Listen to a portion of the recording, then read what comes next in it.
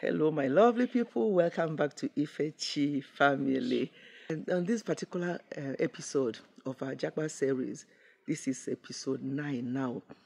This one is very, very serious. What happened with this man who came to the UK and he decided to start a relationship or friendship or whatever with somebody who is a UK citizen, that is Caucasian. And the way they reason, the way they look at things, the way things are done here are so different. So before you start getting into any kind of relationship, even with anybody, make sure that you understand what you are getting into. It's not a case of, one night stand there, here and there. Oh, they are just my friend. Who can do, this and that. Be very, very careful. This particular ugly incident, which, again, things like this happen all the time, but I heard this one recently. I thought I'll bring it to our attention because this particular man actually ended up inside, in prison, for 4 years plus because of this issue. So let me tell you the story. And again, when I tell these stories, it's just what you learn from it. And I'm not going into all the nitty-gritty, but just the basics and what you get out of it. That's what I do with this Japa series. So this particular man had became friends with this Caucasian, and their friendship were progressing, and they decided to take it a little bit further and have a carnal knowledge of each other. They decide the man, and the sad thing is that this man in question has his wife and children back home, and he did not. I know, and I won't say that he did not care about them, but because sometimes when things are happening, people don't even think twice about the consequences of what they are about to do or what obtains where they come from. Where they are, but it's not the same as where they are coming from. Because where they come from, in African setting, there are things people do and they get away with it. But here, certain things are taken very seriously. So this particular man and the woman decided, they're adults, they decided to take their relationship further, to have intimacy. I don't want to use the S word, with YouTube. They decided to go that. But the woman insisted that the man must use protection, obviously a condom. And the man agreed.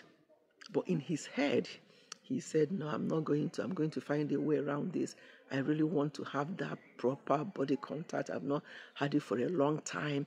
Since I left my wife, I need to, I will agree, but I'm not going to use that. What a big mistake.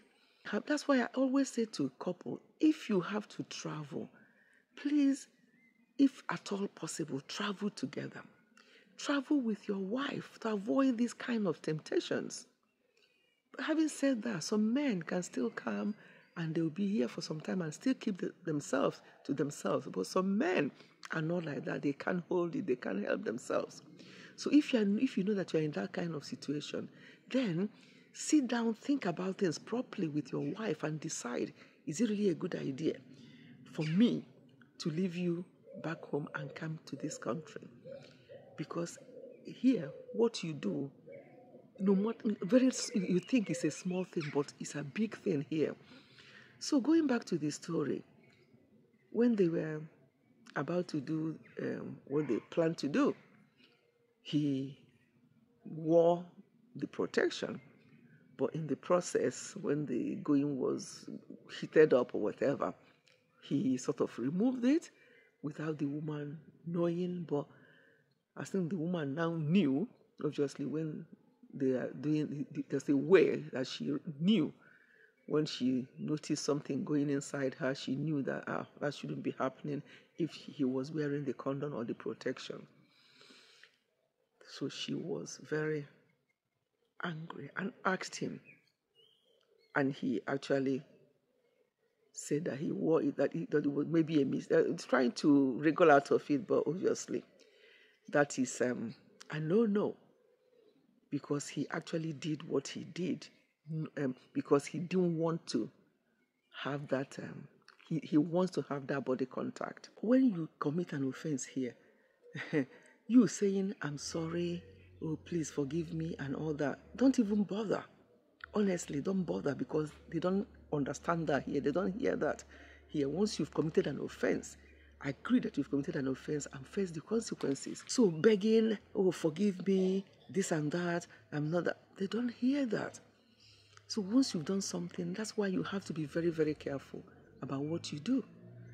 What that man did here, going back to the story, what the man did is what they call a non-consensual condom or protection removal. Yeah. Non-consensual condom or protection removal. And it's an offense. It's regarded as rape. Yes. And rape in this country, most of the time, in fact, all the time, carries a prison term. And this person got 4 years. For what? Is that what you've come into just for a moment of madness, that you just want to do this and do that? And okay, that's what you want to do. You agreed that you're going to use protection and you decided not to.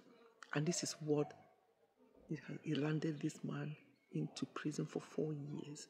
Now, he came here to support the family, to have a better life and all the rest of it. But this one act landed him inside for 4 years. The family, his wife and the children, who he left back home to come here and get a better, for their lives to get better, it did not help. It made things worse. Because now that he's inside there, probably when he comes out, what they will do is to maybe deport him, send him home. So what has he achieved? So men, women, be very, very careful what you do in the diaspora. Let me just chip this in here. When they are asking you questions in this country, answer yes or answer no.